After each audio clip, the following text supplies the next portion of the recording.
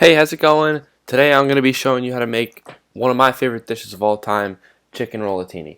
So let's get into it.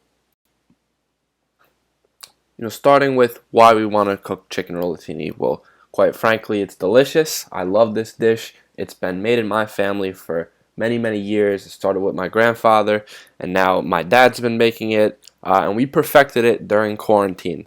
We made it a bunch. I got to learn how to make it, and I'm really excited to show you how to make it. So the ingredients, we got a pound of freshly sliced chicken that's thin. We want to get some eggs and breadcrumbs and Parmesan cheese. That'll mix up very nicely and top off that chicken.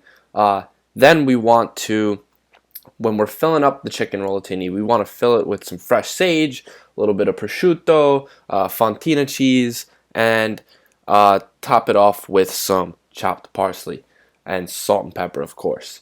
Next, we got the chicken stock, Marsala wine, and some bouillon. That'll go in very nicely to the base that we're going to bake this chicken in.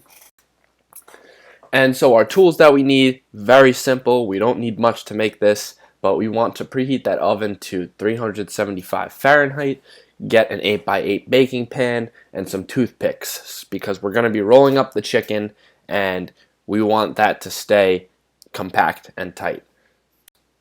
So the steps, we got to preheat that oven, of course, pound the chicken if necessary. I'd want to get it to about a ½ inch, but no need to take out the ruler and measure. If it's thin enough, you'll know.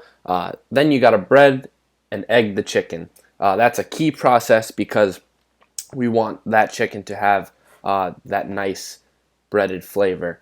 And you could put seasoned breadcrumbs. That's totally up to you. We usually use the plain breadcrumbs. Next, we want to fill it up with all the ingredients, the prosciutto, the fontina, the sage, and then we got to roll them up. It's called chicken rollatini for a reason. And, placing the toothpicks inside, we add it to the base of the pan.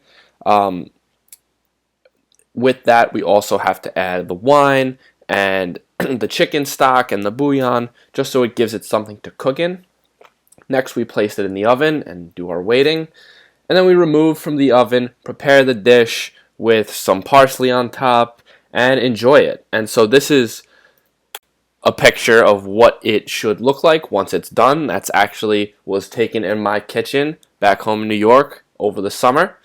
And of course, we got to cite my sources. My dad, during quarantine, he wanted to make a cooking channel on YouTube. So check it out if you want. He's got a ton of other stuff out there. A lot of other family recipes and dishes. So thank you very much and hope you enjoy your chicken rollatini.